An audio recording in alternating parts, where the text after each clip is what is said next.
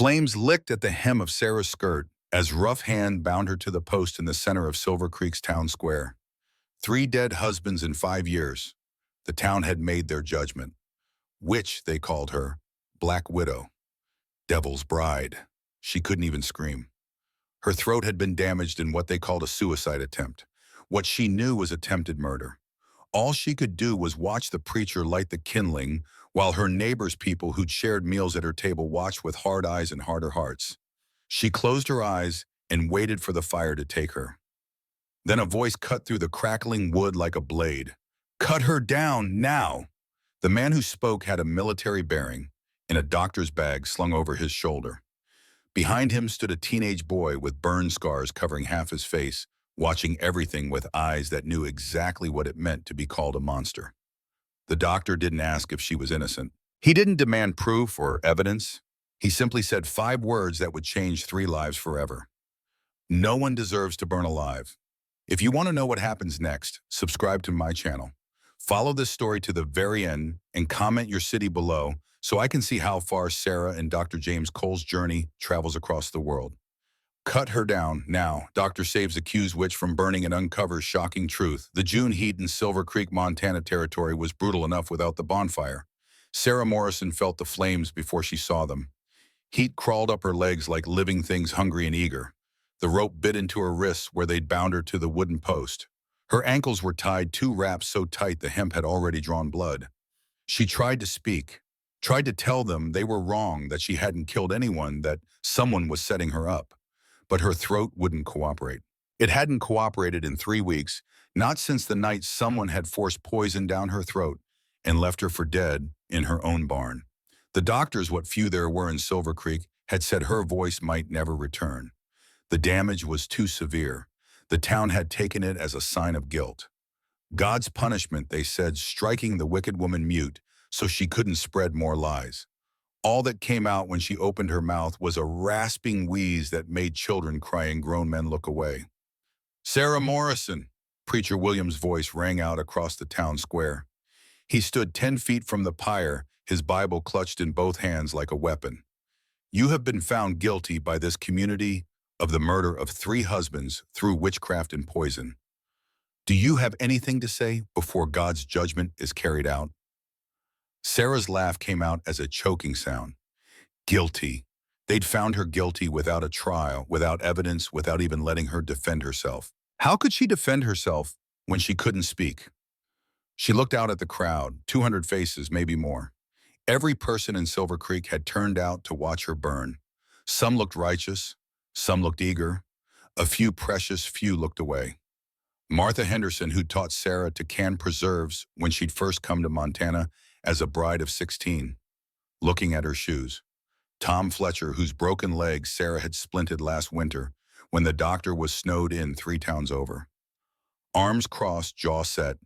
Young Emily Carter, barely 14, who Sarah had helped deliver into the world when the midwife hadn't arrived in time, crying but not leaving. None of them spoke up. None of them said a word. "Light it," Preacher William said.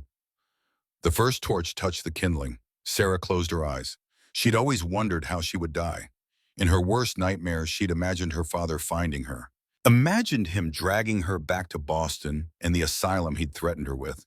Imagined dying old and alone, still running from a past that never stopped chasing. She'd never imagined this. Fire and smoke and the smell of her own skin beginning to burn. The heat intensified. The crowd murmured a sound like wind through trees. Sarah felt her consciousness starting to slip her body's mercy before the real pain began. Then a voice cut through it all. "Cut her down, now."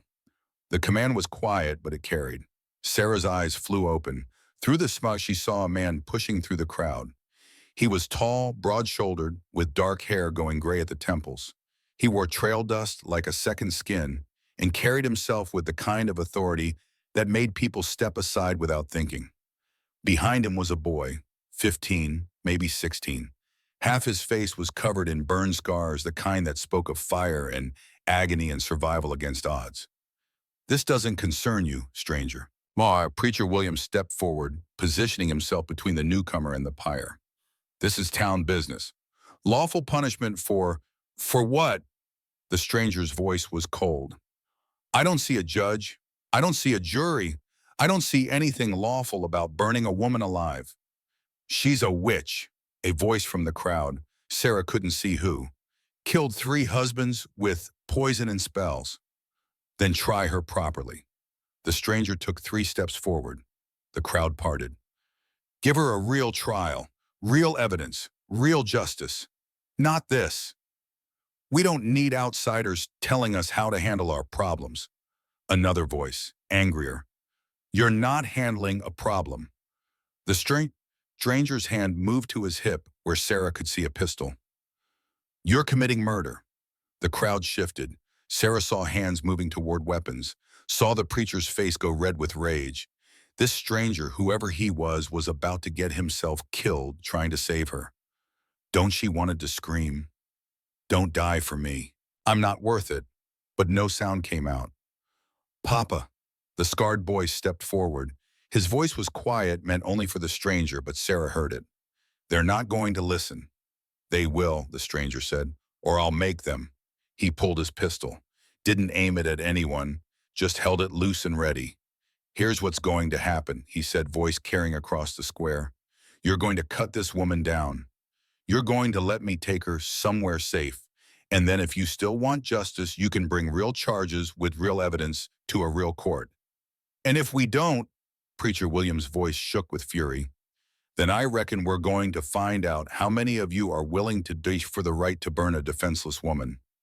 Silence fell over the square. Sarah felt it like pressure in her ears.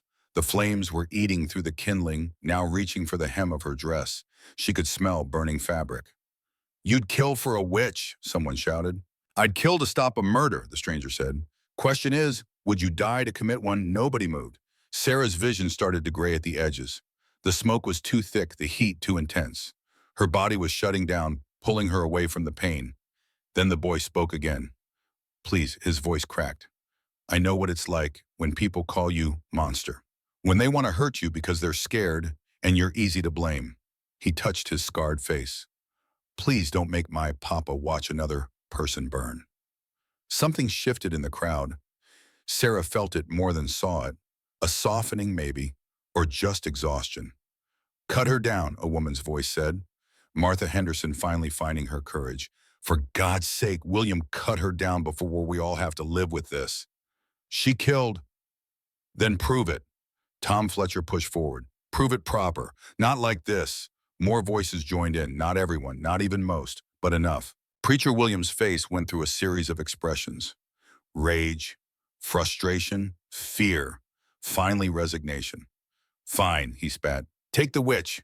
But when more people die, their blood is on your hands. The stranger holstered his pistol and moved. He was fast for a big man. Before the preacher could change his mind, he'd vaulted onto the pyre, ignoring the flames that caught at his coat. His knife flashed, and the ropes fell away. Sarah collapsed. The stranger caught her before she hit the burning wood, lifted her like she weighed nothing, and carried her down off the pyre. Marcus, he said, get the horses. The scarred boy ran. The stranger looked down at Sarah. His eyes were brown, she noticed. Deep brown with crow's feet at the corners that said he smiled sometimes, though he wasn't smiling now. Can you ride? He asked. Sarah tried to speak. Couldn't. Tried to nod. Managed it barely. Good enough. The boy Marcus returned with 2 horses. One was a sturdy roan mare. The other was smaller, a paint horse that danced nervously. The stranger lifted Sarah onto the roan, then swung up behind her. His arm wrapped around her waist, holding her steady. Where are you taking her? Preacher William demanded. Somewhere you're not, the stranger said. Then to Marcus, ride. They left Silver Creek at a gallop. Sarah felt every jolt in her bones. The burns on her legs screamed with each movement. Her throat was raw from smoke. Her wrists bled where the ropes had cut. But she was alive. She was alive. They rode for an hour before the stranger slowed his horse to a walk. Marcus pulled alongside his paint horse, blowing hard. Think they'll follow? The boy asked. Not today. The stranger's voice was calm. They got their show. They'll convince themselves they showed mercy by letting her go. Did they? No. The stranger's arm tightened around Sarah's waist. Mercy would have been not tying her to a post in the first place. They rode in silence after that. Sarah drifted in and out of consciousness. She was dimly aware of the landscape changing, trees thickening, the trail narrowing, the sun moving lower in the sky. Finally, they stopped. Here, the stranger said. Sarah forced her eyes open. They were in front of a small cabin set back in a clearing surrounded by pines. Smoke rose from the chimney. A barn stood off to one side, weathered but solid. Home, the stranger said, such as it is. He dismounted, then lifted Sarah down. Her legs wouldn't hold her. She collapsed against him and felt his arms steady her. Marcus, get the door. I'll bring her in. The boy ran ahead. The stranger carried Sarah up 3 wooden steps and through a door that opened into warmth. The cabin was simple. One main room with a fireplace, a kitchen area, a table with 2 chairs. 2 doors led off to what Sarah assumed were bedrooms. Everything was clean but worn, the home of people who didn't stay anywhere long. The stranger laid her on a cot near the fireplace. Marcus, water, and bring my medical bag. You think she's really a witch? And the boy asked, but he was already moving, grabbing a bucket. I think she's hurt and scared and probably hasn't had a decent meal in weeks. The stranger knelt beside the cot. I'm going to check your injuries. Nod if you understand. Sarah nodded. Good, this is going to hurt. It did. He was gentle but thorough, cutting away the burned fabric of her dress, examining the rope burns on her wrists and ankles, checking her throat with careful fingers. You're lucky, he said finally. The burns aren't deep. They'll scar, but they'll heal. Your throat, he frowned. That's not from smoke. That's from something else. Something corrosive. Sarah's hand moved without her permission, fingers forming letters in the air. Poison. The stranger went very still. Someone poisoned you. She nodded. Recently. She held up 3 fingers. 3 weeks. And they said it was a suicide attempt. Another nod, but it wasn't. Sarah shook her head hard. Tears she'd been holding back started to fall. She couldn't stop them. All right, the stranger's voice gentled. All right, we'll get to that. First, let's get you cleaned up and fed. Marcus, the water. The boy appeared with a bucket and a cloth. His scarred face was unreadable. Marcus is worried you're going to kill us in our sleep, the stranger said conversationally as he began cleaning Sarah's burns. Are you planning to kill us in our sleep? Sarah would have laughed if she could. She shook her head instead. There, see, she's not going to kill us. That's what a killer would say, Marcus muttered. Fair point.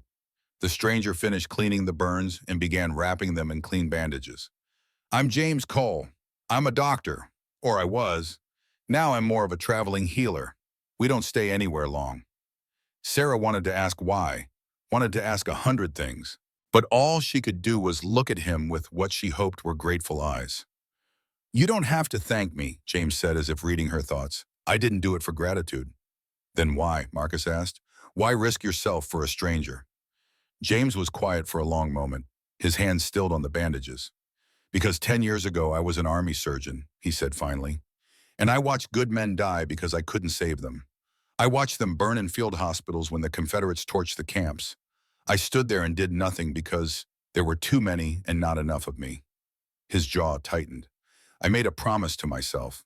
If I ever saw someone burning again, someone I could save, I wouldn't just stand there. I wouldn't just watch. He finished tying off the bandage. So I didn't. Sarah's throat ached with more than injury. She reached out and touched his hand. Just a brief touch, but she tried to put everything she couldn't say into it. Thank you. I'm sorry. I won't forget this. James looked at her hand on his, then up at her face. Something passed between them. Understanding, maybe. Or recognition. 2 people who'd been broken by the world and were trying to survive it. You should rest, he said. Tomorrow we'll figure out what to do next. He stood and moved toward the kitchen. Marcus lingered by the cot, staring at Sarah with those 2 old eyes. Did you really kill 3 husbands? He asked quietly. Sarah shook her head. Then who did? She reached for the slate and chalk James had left on the table beside the cot. Her hands shook as she wrote, but the letters were clear. Don't know, but someone wants me dead. Marcus read the words, his expression unchanging. Then he looked at her scars, at the bandages, at the fear in her eyes. Papa doesn't believe in witches, he said, but he believes in evil. Real evil. The kind that comes from people, not spells. He touched his own scars. Someone burned down a warehouse with me inside, said it was my fault for being there, for being poor, for being in the way. His voice was matter of fact. Papa pulled me out, saved my life. That's why I'm here instead of dead in Denver. Sarah wrote, I'm sorry. Don't be. Marcus straightened. Just don't prove Papa wrong for saving you. That's all I ask. He walked away, leaving Sarah alone with her thoughts and her pain and the terrifying knowledge that someone out there wanted her dead and wouldn't stop until they finished the job. She lay back on the cot and stared at the ceiling. The burns throbbed. Her throat ached. Her whole body felt like it had been put through a thresher. But she was alive. For now. The next morning, Sarah woke to the smell of coffee and bacon. For a moment, she forgot where she was, forgot everything that had happened. Then the pain hit and memory came flooding back. The fire, the stranger, James. She sat up carefully. Her legs screamed protest but held. The burns were bandaged, the bleeding stopped. Someone James probably had dressed her in a clean nightshirt while she slept.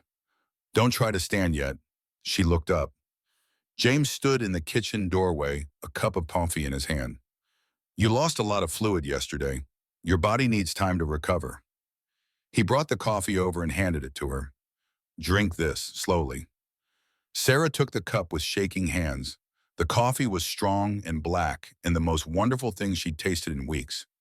Marcus is out doing morning chores, James said, pulling a chair close to the cot, which gives us time to talk, or rather gives you time to write and me time to listen. He handed her the slate and chalk. Sarah looked at him, really looked. In daylight, she could see the gray threading through his dark hair, the lines around his eyes, the weariness that sat on his shoulders like a weight. He was younger than he seemed at first glance, maybe 40, but he'd lived hard. She wrote, "Why are you helping me? I told you, I can't watch people burn." Not enough. James was quiet for a moment. Then he smiled small and sad. You're right, it's not. He set his coffee down. The truth is, I've been running for 10 years. From my past, from my guilt, from everything I couldn't save during the war. I move from town to town, patch people up, and leave before anyone can ask too many questions. He paused. But yesterday, when I saw you tied to that post, when I heard that crowd calling for your death, he stopped. Started again.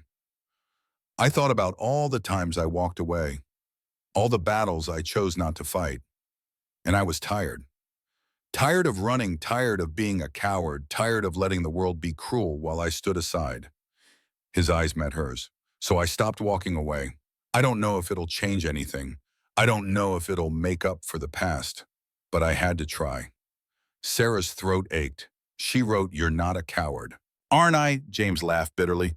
I let Marcus get burned because I was too drunk to help when the fire started. I let good men die because I froze in the middle of surgery. I've spent a decade running away from every hard thing in my life. He stopped, seemingly surprised at his own honesty. Sarah shook her head hard. She wrote, "You saved us both. That's not cowardice, maybe." James didn't sound convinced. Before Sarah could write more, the door burst open. Marcus stumbled in, his eyes wide. "Papa, there are riders coming, at least 6 of them." James was on his feet instantly. "From Silver Creek. Can't tell yet, but they're riding hard." James grabbed his rifle from above the fireplace. "Marcus, take Sarah into the back room. Bar the door. Don't come out until I say." "Papa, now." Marcus hesitated, then moved to help Sarah stand. She grabbed the slate and chalk, then let the boy half carry her to the smaller bedroom. He shut the door and slid a heavy bar across it. "Papa's good in a fight," Marcus said, but his voice shook. "He'll be fine." Sarah wanted to believe him. She pressed her ear to the door, straining to hear.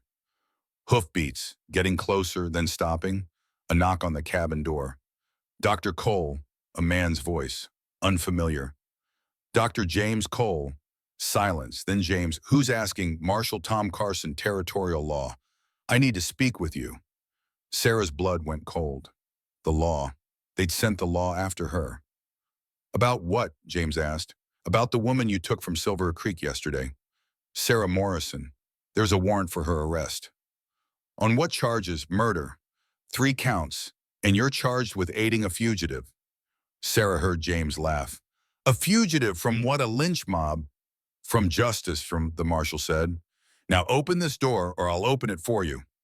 Sarah grabbed Marcus's arm. Her hands shook as she wrote on the slate, "Tell your father to give me up. Don't let him go to jail for part me." Marcus read it and shook his head. Papa doesn't give up on people. You barely know me. Doesn't matter. Marcus's jaw set in a way that reminded Sarah of James. We're not letting them take you. Outside, she heard the door open, heard heavy footsteps entering. Where is she? The marshal asked. Resting. She was nearly burned alive yesterday, in case you forgot. Then she should have thought of that before she killed 3 men. Show me the evidence, James said. What? The evidence. You said she murdered 3 men. Show me proof. The marshal was silent for a moment. 3 husbands dead in 5 years. That's proof enough. That's coincidence, not evidence. She had access. She had opportunity. She had motive. What motive? Money, land, freedom. The marshal's voice hardened. Look, Doc, I don't care if you believe she's guilty. I have a warrant. I'm taking her in. You can come peaceful or you can come in irons. Your choice. Sarah's hands moved on the slate. Tell him I'll go. Please. Marcus looked at her, then at the slate, then back at her. No, please, your father will be arrested. Then they'll have to arrest us both. Before Sarah could respond, she heard James speak. All right, Marshal, you can take her. Sarah's heart stopped. But, James continued, you're going to have to shoot me first. And then you're going to have to explain to the territorial governor why you executed a licensed physician who was providing medical care to an injured woman. I'm not going to shoot you, Doc. Then I guess we have a problem. James's voice was calm. Because I'm not letting you take a patient who can't even defend herself. She can't speak, Marshal. Can't testify in her own defense. Taking her now would be a death sentence. The law? The law says she deserves a fair trial. Fair means she can participate in her own defense. Come back when she can speak. When she can hire a lawyer. When she has a fighting chance. Sarah heard the marshal's frustrated sigh. You're making a mistake, Doc. Won't be my first. Footsteps. The door opening. Then the marshal's parting words. I'll be back in 2 days, with reinforcements if I have to. If she can't speak by then, I'm taking her anyway. The door closed. Hoofbeats faded. Marcus unbarred the door and helped Sarah back to the main room. James stood by the window watching the riders disappear. 2 days, he said quietly. That's what we've got. Sarah wrote why. Why risk everything? James turned to look at her. His eyes were tired but determined. Because you deserve a chance to prove your innocence. Because those men in Silver Creek would have killed you without a second thought. Because, son, he stopped. Because I've spent 10 years running from fights. I'm done running. He moved to his medical bag and started pulling out supplies. Your voice. The damage was from poison, you said. What kind? Sarah wrote, don't know. Woke up choking. Someone held my head, poured it down my throat. You didn't see who. Dark. Couldn't see. Couldn't breathe. James examined her throat again, this time more carefully. The scarring is severe, but there's healing happening. Whatever they gave you, it didn't completely destroy the tissue. He looked at her. I might be able to help. I treated chemical burns during the war. The principles are similar, but I need you to trust me. The treatment will hurt. Sarah didn't hesitate. She nodded. All right then. James began preparing a mixture from his supplies. Let's see if we can get your voice back. You've got a story to tell and 2 days to learn how to tell it. The next 48 hours passed in a blur of pain and determination. James's treatment was exactly as awful as promised. He made Sarah drink concoctions that burned like liquid fire going down. He made her gargle solutions that made her gag and choke. He had her practice making sounds over and over until her whole head throbbed. Marcus watched it all with solemn eyes. He helped where he could, bringing water, holding Sarah's hand, when the pain got bad, distracting her with stories about his life before the fire. I was a stable boy, he told her on the second night, in Denver. Worked for a rich family. Good people mostly. But their business rival wanted the stables burned to collect insurance money. He touched his scars. I was sleeping in the loft when the fire started. Papa was passing through town, heard the screams, pulled me out. The family didn't want me after. Said I was bad luck. Said my face would scare the customers. Sarah's hand found his. She squeezed. Papa took me in, Marcus continued. Said he needed an assistant. Truth was, he just didn't want me to be alone. The boy smiled. Best thing that ever happened to me, that fire. Sounds crazy, but it's true. It brought me to Papa. By the second morning, Sarah could make sounds. Whispers mostly. Harsh and painful, but recognizable as words. Good, James said, checking her throat one more time. Keep practicing. By tonight, you need to be able to tell the marshal your story. Sarah nodded, then in a voice like gravel grinding, thank you.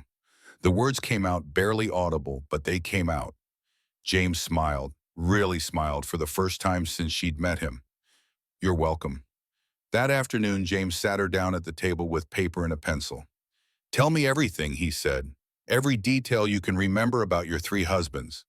How you met them, how they died, who benefited, everything. Sarah began to write, her hand cramped, but she kept going. The story poured out years of pain and fear and loss that she'd never been able to share.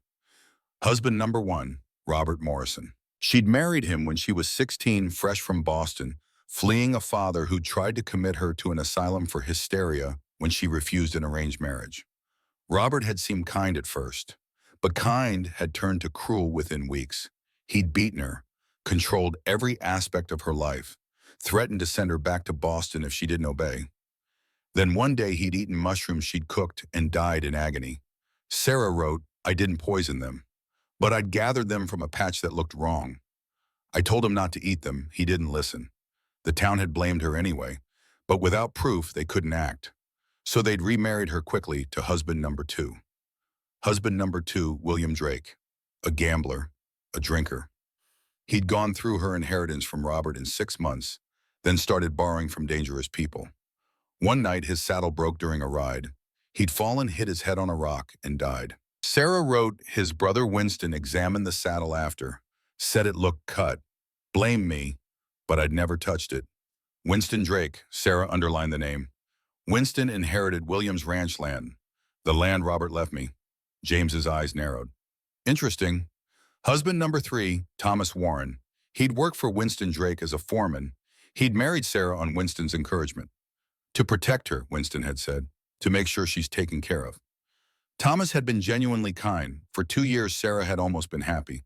Then Thomas had started asking questions about the ranch finances, about cattle going missing, about Winston's business dealings. 2 weeks later, Thomas had fallen ill. Sarah had nursed him, used every herb and remedy she knew, but he'd gotten worse. Then someone had switched her medicines. She was sure of it. The bottles looked the same, but the contents were wrong. By the time she'd realized, it was too late. Thomas had died, and Sarah had been blamed. Then came the poison, the attempt on her life that had stolen her voice. She finished writing and pushed the papers toward James. He read in silence, his expression growing darker with each page. Winston Drake, he said finally. Everything leads back to him. Sarah nodded, then whispered, wants, land, wants, me, gone. Because you're the last obstacle between him and complete control of your property. James stood pacing. He killed his own brother for it, killed Thomas to silence him, tried to kill you when you wouldn't die naturally. He turned to look at her. And when that didn't work, he convinced the town to burn you for witchcraft. Sarah felt cold despite the fire. Proof, she whispered. That's what we need to find. James grabbed his coat. Marcus watched Sarah. I'm riding into town. Papa, that's dangerous. They'll arrest you.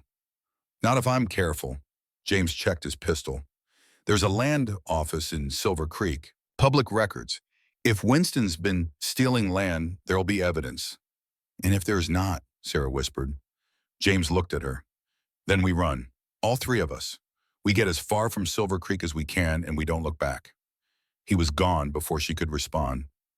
The hours that followed were the longest of Sarah's life. She and Marcus sat by the fire, not speaking, just waiting. Marcus practiced his reading slowly, working through one of James's medical books. Sarah watched him, this scarred boy who'd been thrown away by the world and rescued by a man who knew what it meant to be broken. Will you teach me? Marcus asked suddenly. Sarah's eyebrows rose. To heal people, he clarified. Papa's teaching me, but he says I should learn from others too.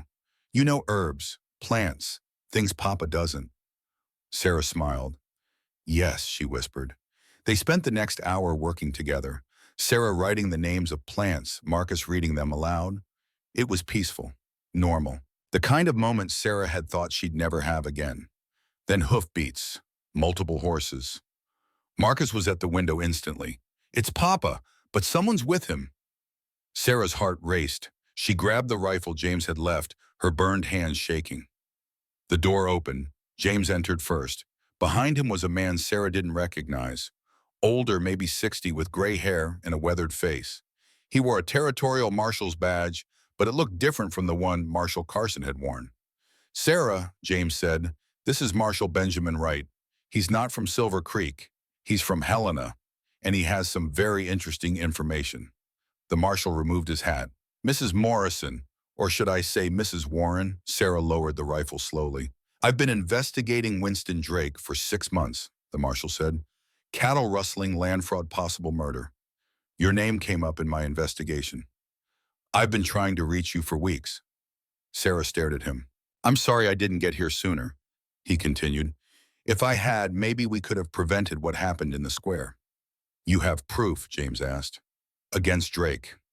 I have testimony from 3 ranch hands who watched him cut William Drake's saddle. I have financial records showing he's been forging land transfers. The marshal pulled papers from his coat. And I have this. He handed a letter to Sarah. She unfolded it with shaking hands. It was in Thomas's handwriting. Marshal Wright, if you're reading this, I'm likely dead. My employer Winston Drake has been stealing cattle and forging land deeds for years. I have evidence hidden in the barn at my property. The south wall, 3rd board from the left behind the feed sacks. I fear for my wife's safety. Winston has made threats. If something happens to me, please protect Sarah. She's innocent of everything they'll accuse her of. Thomas warned. Sarah's vision blurred with tears.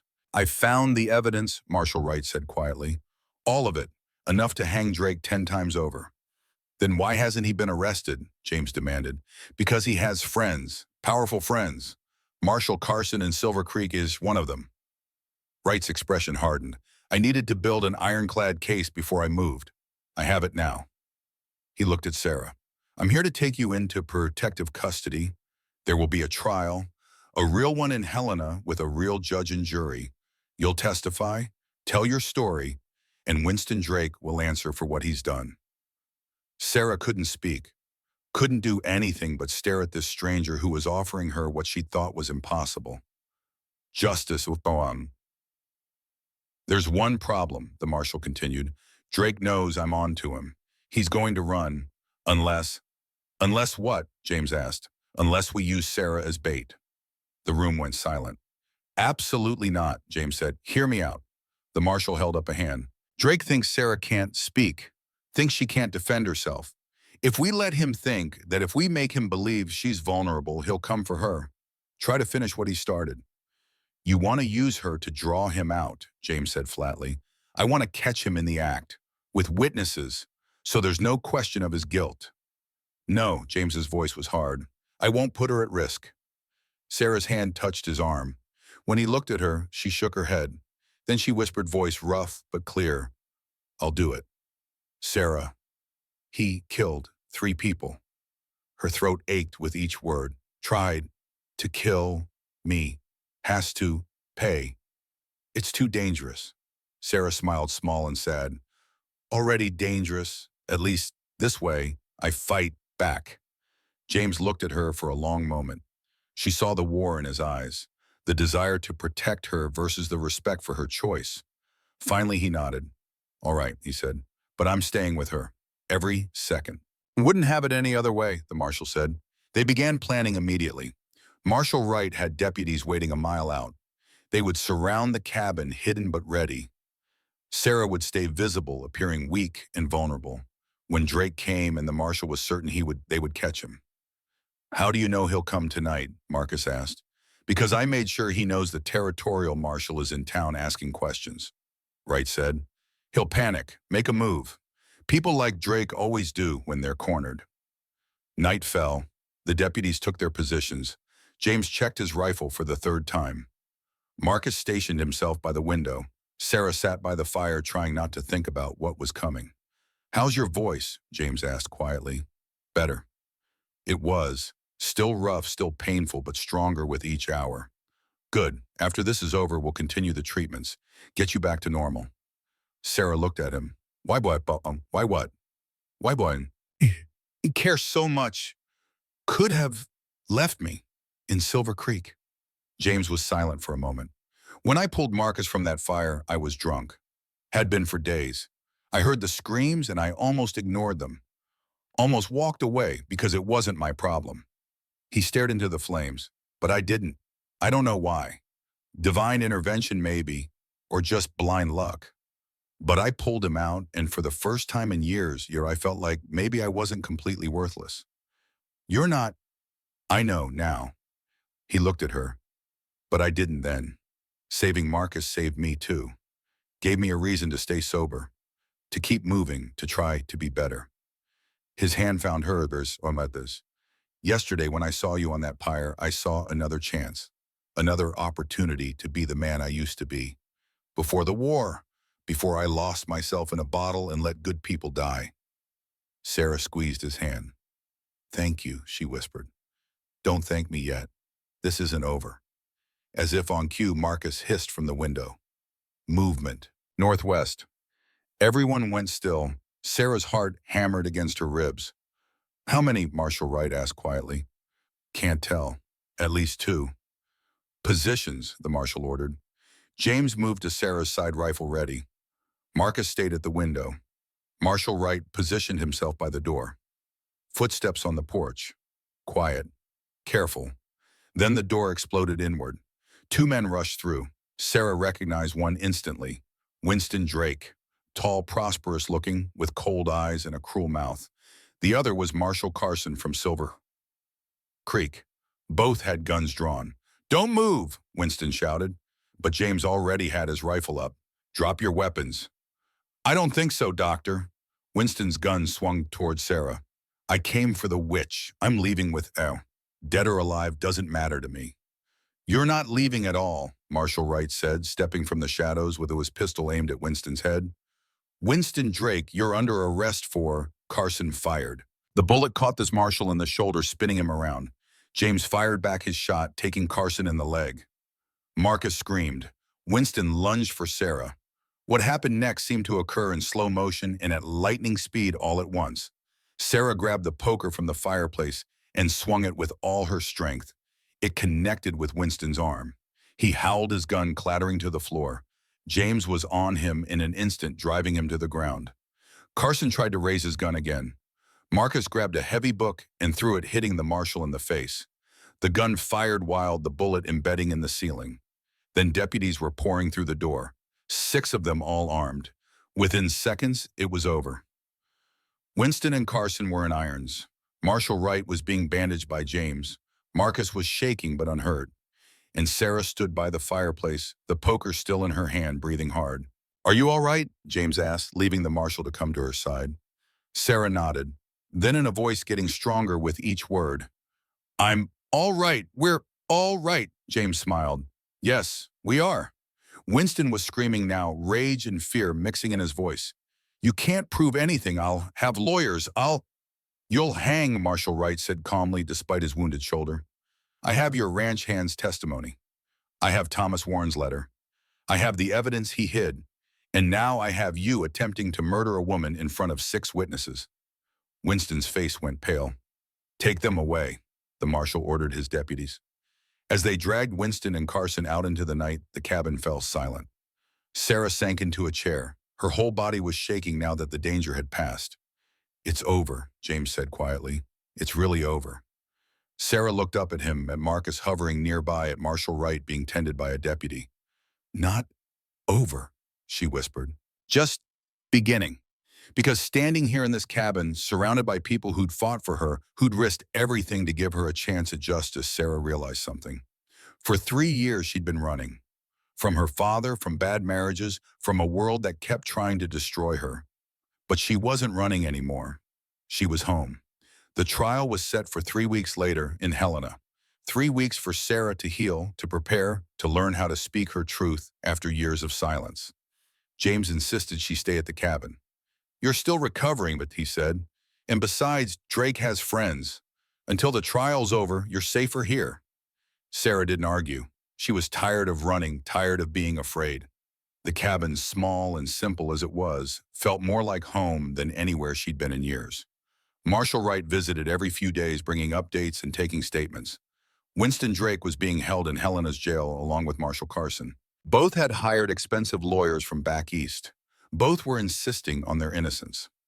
Don't worry about fun, Wright told Sarah. We have them. The evidence is ironclad. But Sarah worried anyway. She'd seen wealthy men escape justice before, seen money and influence twist the law into shapes that serve the powerful. Your voice is getting better, James said one morning as they sat at breakfast. Can you get through your whole testimony now without pain? Sarah nodded. Most of it still hurts at the end when I talk too long. We'll keep working on it. James poured her more tea, a special blend he'd made to soothe her damaged throat. By the trial, you'll be able to tell the whole story. Marcus looked up from his own breakfast. What happens after the trial? It was the question Sarah had been avoiding. She had no home to go back to, no family, no friends. Everything she'd owned had been stolen by Winston Drake. I don't know, she said honestly. You could stay here, Marcus blurted out. Then seeing James's expression, what she could, we have room. Marcus, I'm just saying, she's teaching me about herbs. She's good company, and Papa, you smile more when she's around. James's face colored slightly. That's not, I don't, he stopped, cleared his throat. What Marcus is trying to say very tactfully is that you're welcome to stay as long as you need. Sarah looked between them. Father and son both scarred by life, both trying to do the right thing. Thank you, she said softly. I'd like that. The next 2 weeks fell into a rhythm that felt almost normal. James continued Sarah's voice treatments, mixing tonics and having her practice speaking for longer and longer periods. Marcus worked on his reading and helped Sarah catalog the medicinal plants around the cabin. This one's comfrey, Sarah said, holding up a plant they'd gathered that morning. Good for inflammation. And this, yarrow, stops bleeding. Marcus wrote the names carefully in a journal James had given him. How do you know all this? My mother, she was an herbalist before she died. It was the first time Sarah had spoken of her family. Marcus looked up, interested. What happened to her fever when I was 12? Sarah's voice caught. After that, my father changed, became controlling, afraid I'd die too, wanted to lock me away, keep me safe. Is that why you ran? Sarah nodded. He tried to commit me to an asylum, said I was unstable, hysterical. She laughed bitterly. I was 17, just wanted to make my own choices. So you married the first man who'd take you, Marcus said quietly. Yes. Sarah looked at the herbs in her hands. Stupid, but I was desperate. Thought marriage would set me free. Did it? No, just different cage. They worked in silence for a while. Then Marcus spoke again. Papa says freedom isn't a place. It's a choice you make every day. Sarah smiled. Your papa's very wise. He's all right, Marcus grinned. For an old man. That night, Sarah couldn't sleep. She sat on the porch wrapped in a blanket, watching the stars. The door opened quietly. James emerged, 2 cups of coffee in his hands. Couldn't sleep either, he asked, handing her a cup. Too much. Thinking. About the trial. About after. Sarah sipped the coffee. I don't know. What I'll do. Where I'll go. James was quiet for a moment. Marcus meant what he said. You're welcome to stay, for as long as you want. Why would you want that I'm just trouble? You're not trouble.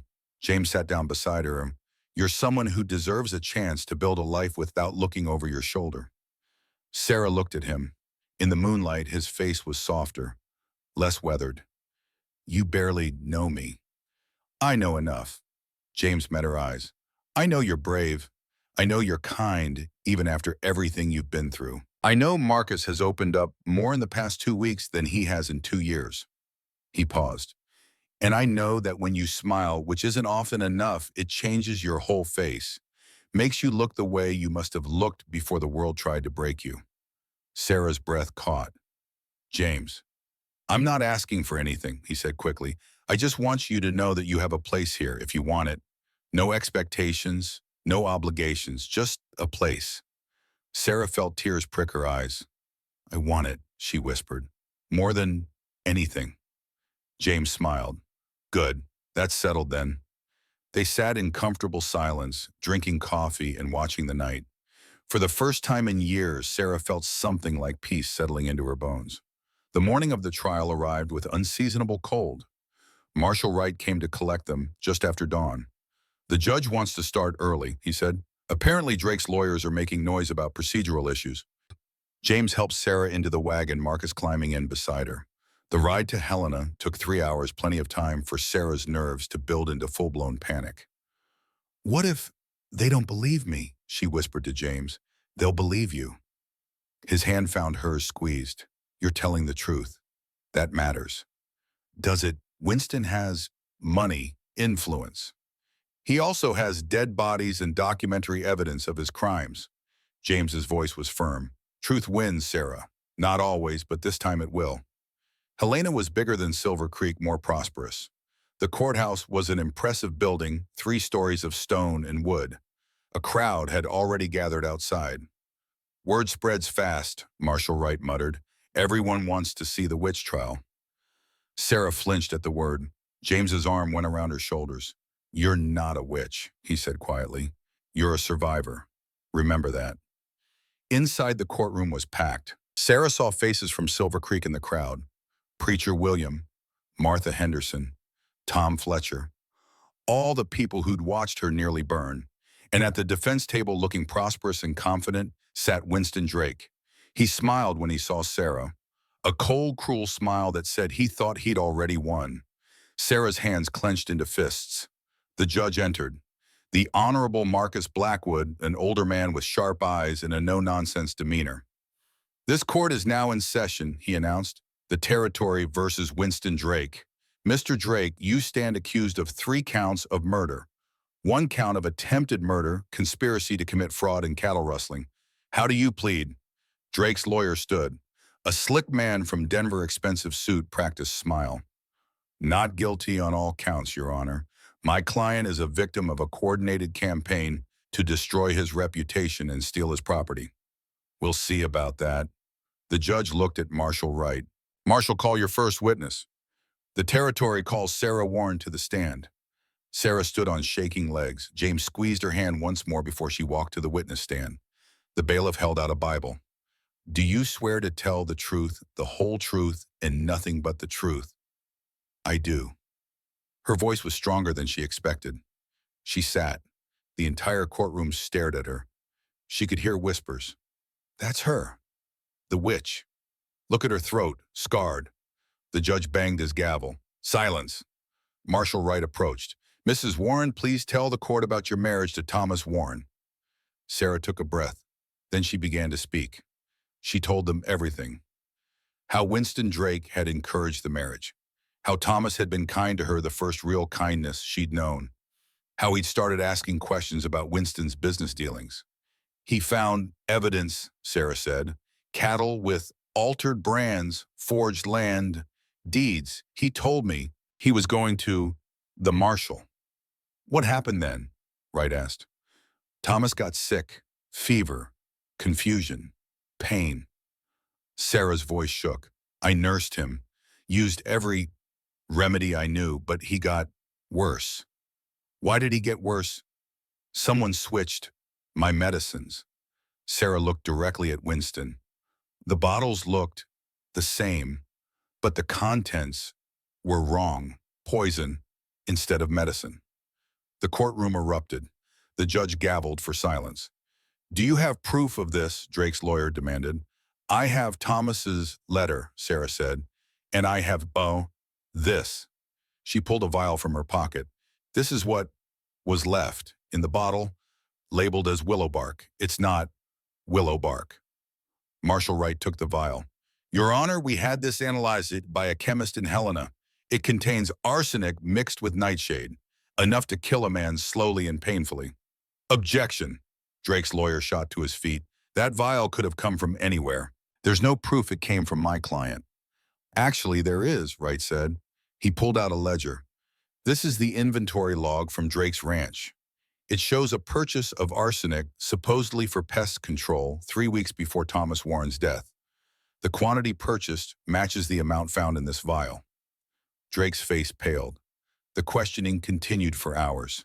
Sarah's throat ached, but she pushed through, telling the court about each of her dead husbands, about the abuse she'd suffered, about the poverty and desperation that had driven her into bad marriages, and about Winston Drake always in the background, always benefiting.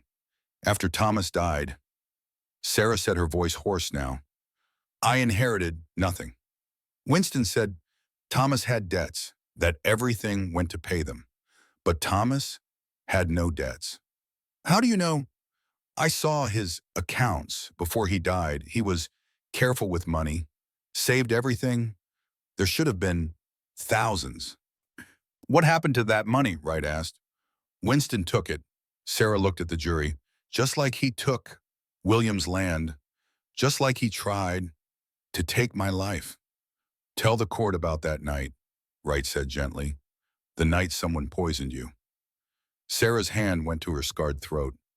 I was in the barn, tending horses. Someone came behind me, grabbed me, poured something down my throat.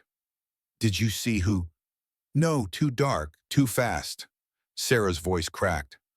But I heard his voice telling me to die quiet like Thomas. Whose voice? Sarah pointed at Winston Drake. His voice, sir. The courtroom exploded again. Drake shot to his feet, face red with rage. She's lying. That witch is lying. The judge's gavel came down hard. Mr. Drake, sit down. Another outburst, and I'll hold you in contempt. Drake sat, but his eyes promised murder. The lawyer tried to recover. Mrs. Warren, isn't it true that you have a history of mental instability, that your own father tried to have you committed? Objection, Wright said. Relevance. Goes to credibility. Your Honor, if the witness has a history of delusions. My father, Sarah said clearly, her voice cutting through the courtroom, tried to commit me because I refused. An arranged marriage. Not because I was unstable, because I had my own mind. But you did run away from home. You did marry 3 men who all died mysteriously. You were found in a barn poisoned with no witnesses to corroborate your story about being attacked. I ran because my father was abusive. Sarah's hands clenched. I married to survive. And my husbands died because someone wanted my land. Or because you killed them. Objection. Wright was on his feet. Counsel is testifying. Sustained, the judge said. Ask questions, counselor, don't make accusations. But the damage was done. Sarah could see doubt on some of the jurors' faces, see them wondering if maybe she was crazy after all. The lawyer smiled. No further questions. Sarah left the stand feeling defeated. James met her eyes across the courtroom, gave her a small nod of encouragement, but she wasn't sure it would be enough. The prosecution called more witnesses. The ranch hands who'd seen Winston cut William's saddle, the chemist who'd analyzed the poison, a banker who testified about the forged land transfers. Each piece of evidence built the case against Winston Drake. But his lawyer was good. He cast doubt on every witness, suggested alternative explanations, painted Winston as a successful businessman being targeted by jealous rivals and an unstable woman. By the end of the second day, Sarah couldn't read the jury at all. That night, back at a boarding house Marshall Wright had secured for them, Sarah sat with James and Marcus in numb silence. It's not over, James said. Tomorrow, the defense has to present their case. Winston has to testify. He'll lie, Sarah whispered. He'll lie, and they'll believe him. Not if we can prove he's lying. James pulled out Thomas's letter. We have this. We have his own words saying Winston was stealing cattle and forging deeds. Is it enough? It has to be. But Sarah heard the doubt in his voice. The next morning, Winston Drake took the stand. He was confident, charming. He told the jury about his successful ranch, his contributions to the community, his grief over his brother's death.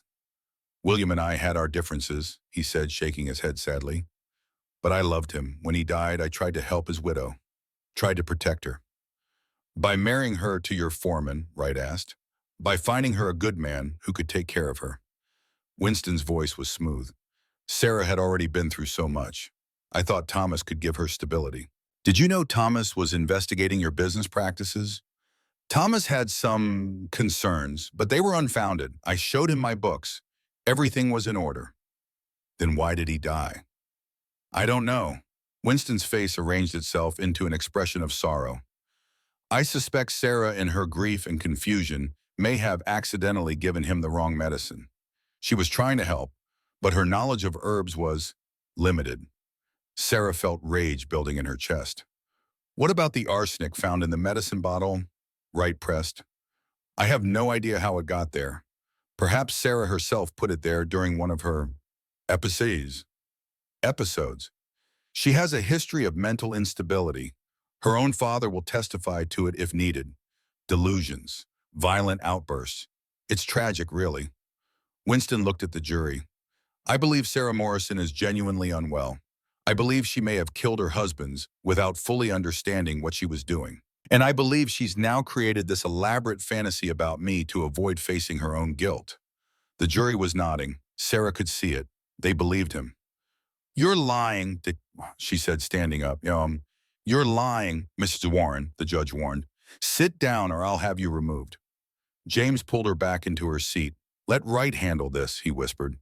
But Wright looked uncertain. The marshal had evidence, but Winston was deflecting it all, making himself look like a victim. Then Marcus stood up. Your Honor, the boy said, his voice clear, despite his youth. I have something to say. Young man, this is not...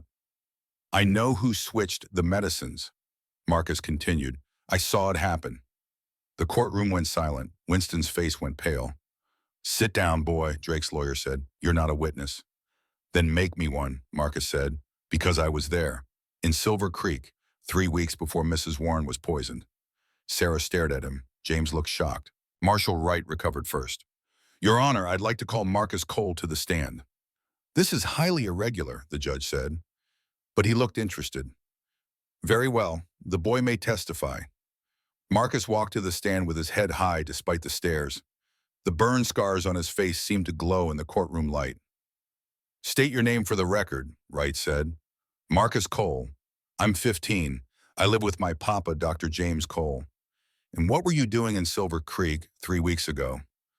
Papa and I were passing through. We camp outside most towns because... He touched his scars. People don't like looking at me. We were camped near the Morrison Ranch. What did you see? Marcus looked directly at Winston Drake. I saw you. In Mrs. Warren's barn. Late at night, you had a bag with you. Medical bottles. Winston shot to his feet. That's a lie. Sit down, Mr. Drake, the judge ordered. Marcus continued, his voice steady. I couldn't sleep that night. I went for a walk. I heard someone in the barn and hid because I thought it might be ranch hands who chased me off. What happened next? I saw Mr. Drake go through Mrs. Warren's medicine supplies. He took bottles out, poured their contents into the dirt, and refilled them from his own bottles. Then he put them back exactly where they'd been. Did he see you? No, I stayed hidden until he left. Why didn't you tell anyone?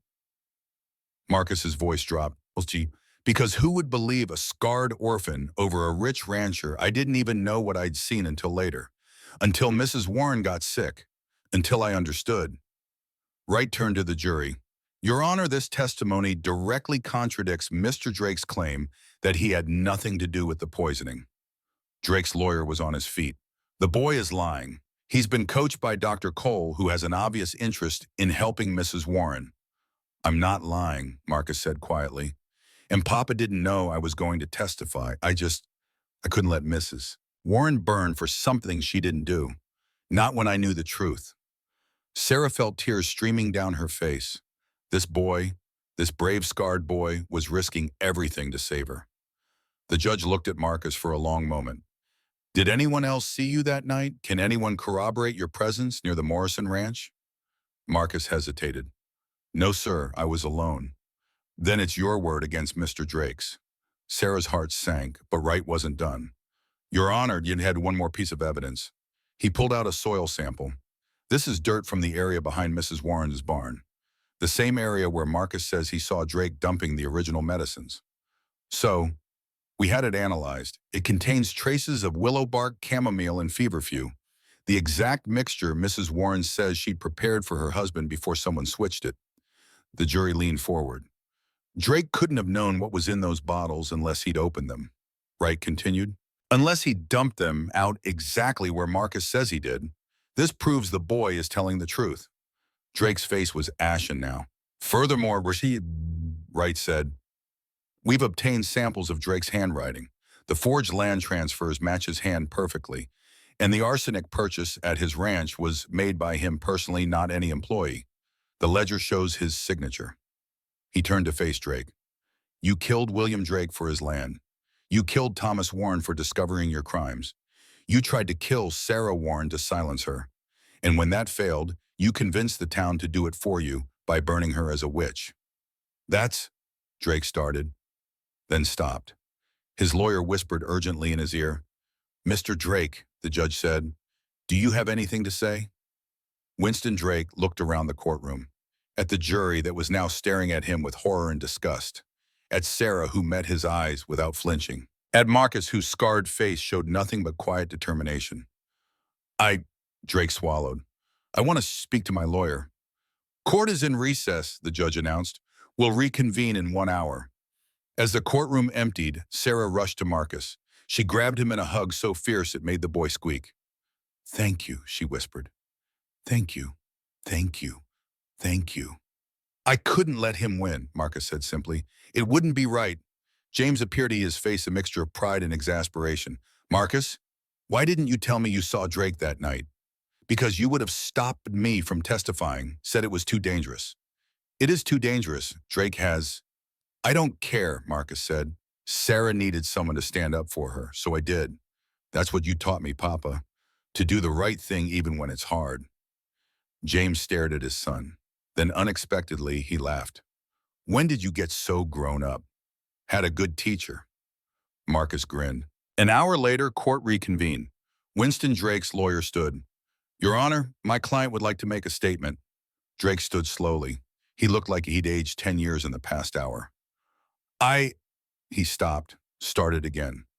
I killed William Drake and Thomas Warren, and I attempted to kill Sarah Warren. Gasps filled the courtroom. I did it for money, for land, for power. Drake's voice was flat, defeated.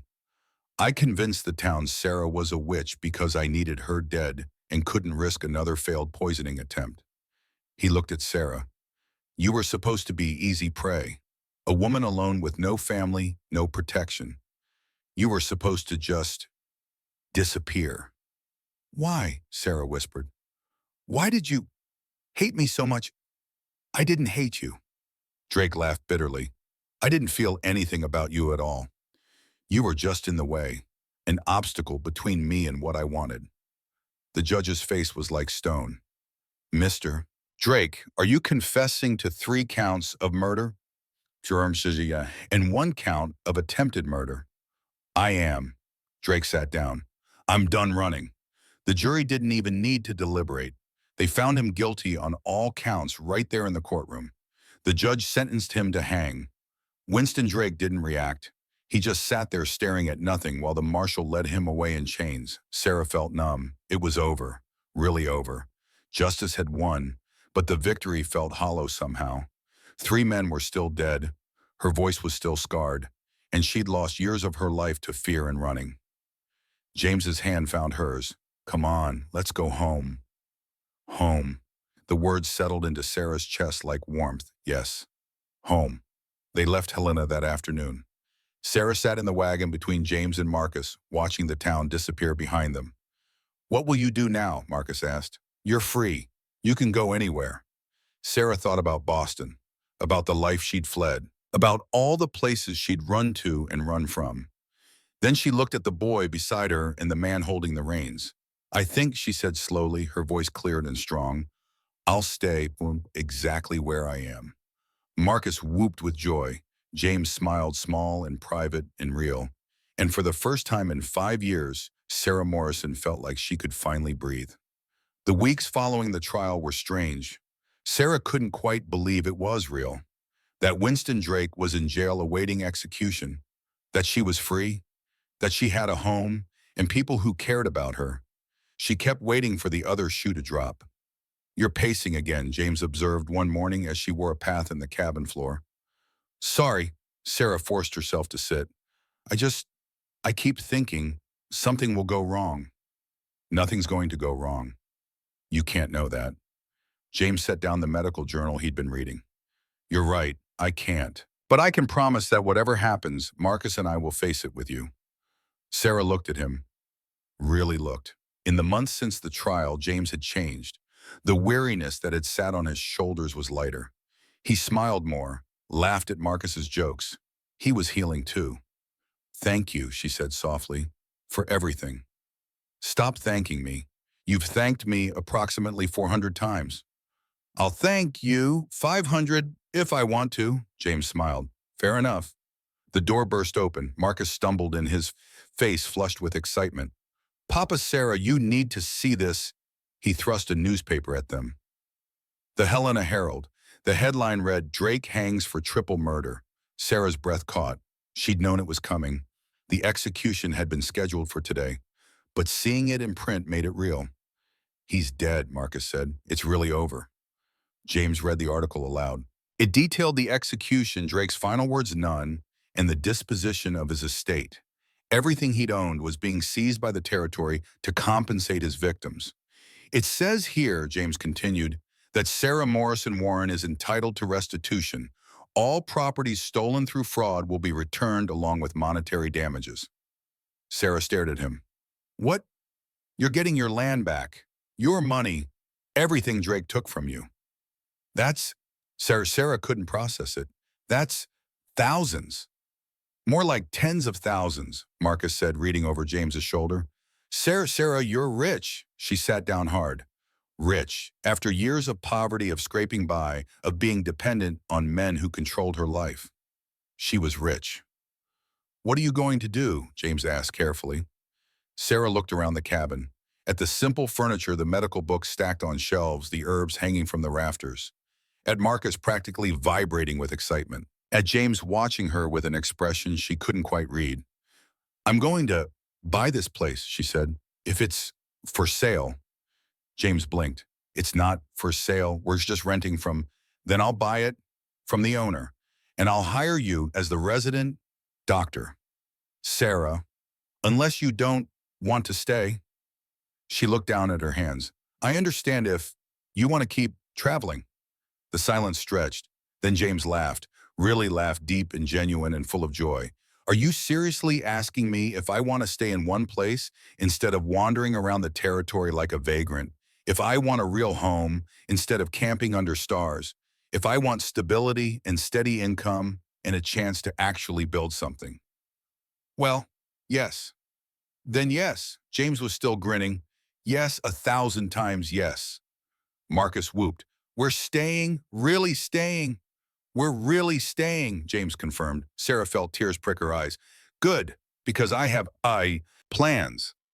Plans. The town needs a real doctor and a teacher and—" she hesitated, "and maybe someone who knows about herbs, about healing, who can teach others."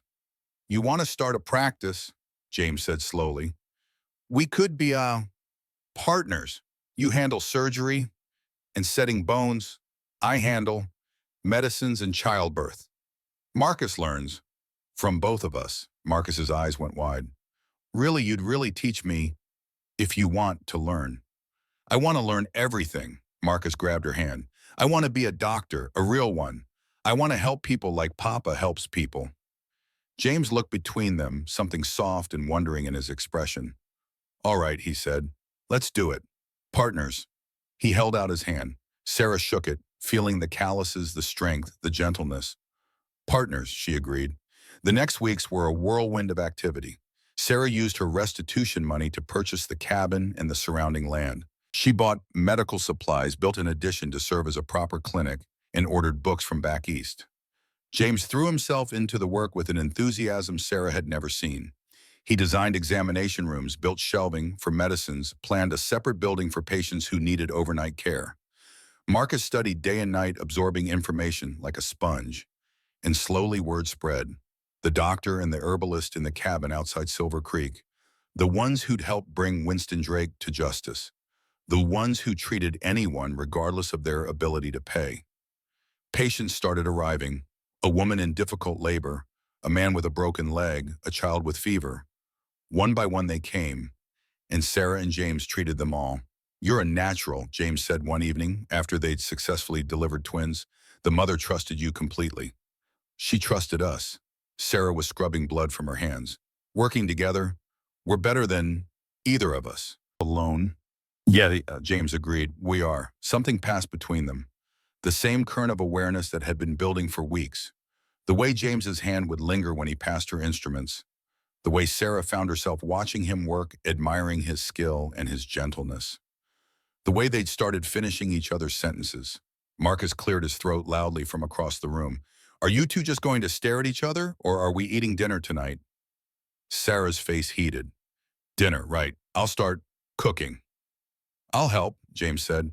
They worked side by side in the small kitchen, falling into the rhythm they'd developed. Sarah chopping vegetables while James started the fire, their hands brushing as they reached for the same pot. "Sarah," James said suddenly, "can I ask you something?"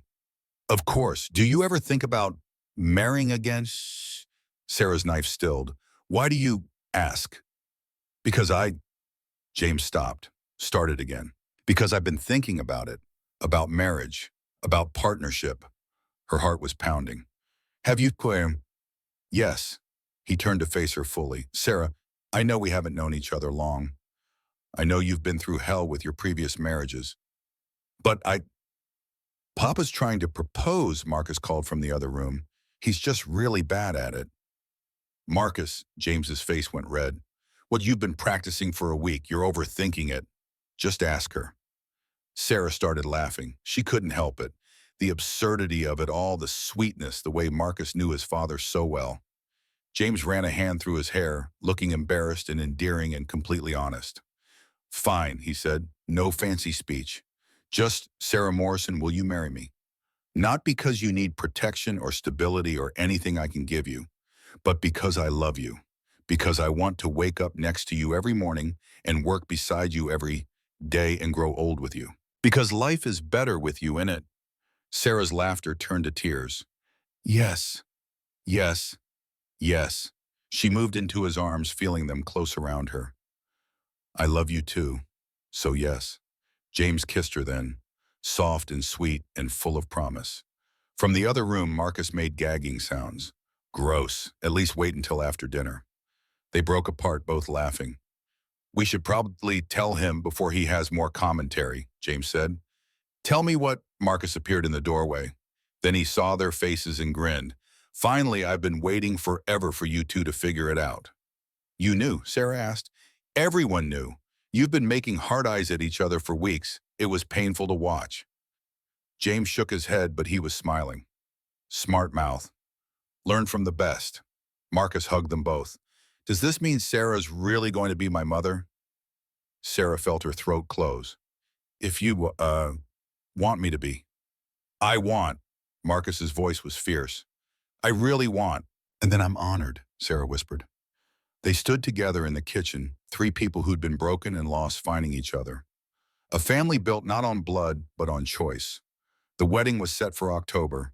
Small, simple, just a few friends and patients they'd come to know. Martha Henderson made the dress. Tom Fletcher built them a new bed as a wedding gift. Even Preacher William, who'd nearly burned Sarah alive, showed up with a peace offering. "I was wrong," he said simply. "I let fear make me cruel. I'm sorry." Sarah looked at him. This man who'd tried to kill her, who'd led the mob that called her witch. She could hold on to her anger. Had every right to. But anger was exhausting, and she was tired of carrying weight. "I forgive you," she said. William's eyes filled with tears. "I don't deserve that." "Probably not. but I'm giving it anyway. The ceremony was held outside the cabin on a perfect autumn day. Sarah wore wildflowers in her hair. James wore his best suit. Marcus stood between them grinning. The circuit judge who performed the ceremony was the same one who'd sentenced Winston Drake. Do you, James Cole, take Sarah Morrison to be your lawfully wedded wife? I do. And do you, Sarah Morrison, take James Cole to be your lawfully wedded husband? I do. Her voice was clear and strong. No hesitation. Then by the power vested in me, I now pronounce you husband and wife. James kissed her as the small crowd cheered. Sarah felt joy bubble up in her chest, pure and uncomplicated.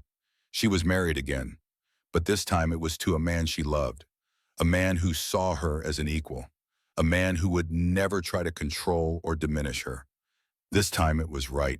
The celebration lasted into the evening. There was food and music and dancing under the stars. Sarah danced with James, then with Marcus, then with Tom Fletcher, who apologized for the fourth time. I should have stopped them, he said, in the square. I should have stood up for you.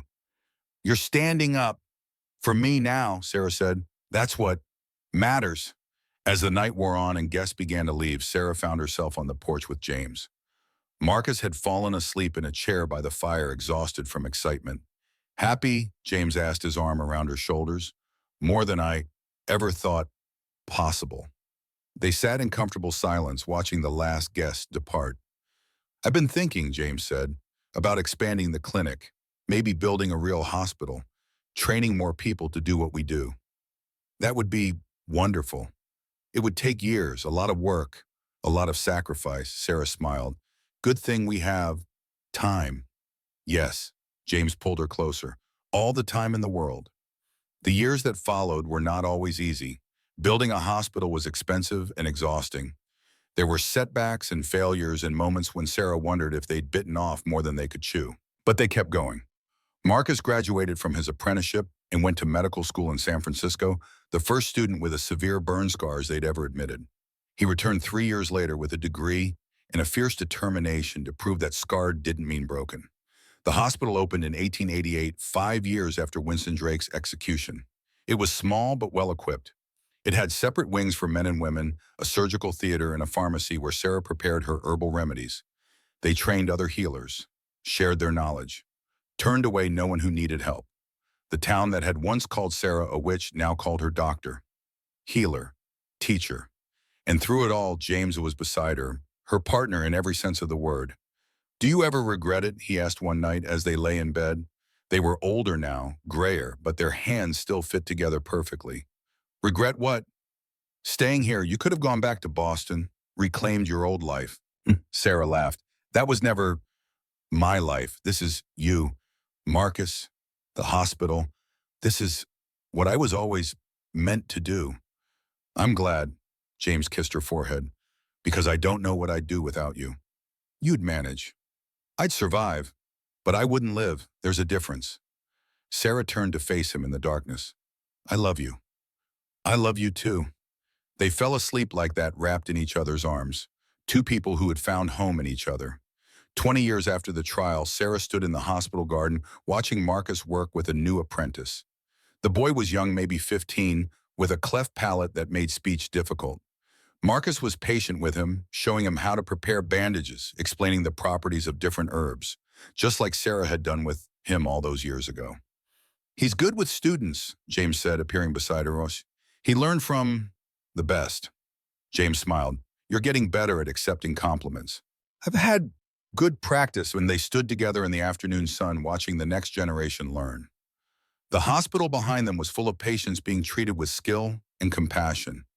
The town around them was thriving, and Sarah felt at peace. She thought about the girl she'd been, running from Boston at 17, desperate and afraid, married to cruel men, alone in the world, convinced she'd never be safe. She thought about the woman tied to a burning post, certain she was about to die. And she thought about the moment James Cole had said 5 words that changed everything. Cut her down. Now.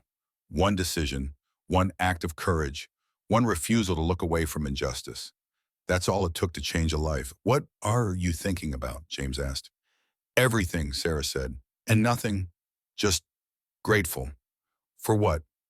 For you, for Marcus, for second chances. James took her hand. Third chances, fourth chances, as many chances as it takes to get it right. Is that what this is getting, said it right? I think so. James looked at the hospital at Marcus at the garden full of medicinal plants. I think we're doing all right. Sarah laughed. Better than all right. That night after the last patient had been treated and the apprentice had gone home, the three of them sat on the porch. Sarah, James, and Marcus. Family. I got a letter today, Marcus said, from the medical college. They want me to come teach. Show students that disabilities don't disqualify you from medicine. Sarah's heart swelled with pride. You should go. I don't know. The hospital needs me. You and Papa aren't getting any younger. Hey, James protested. It's true.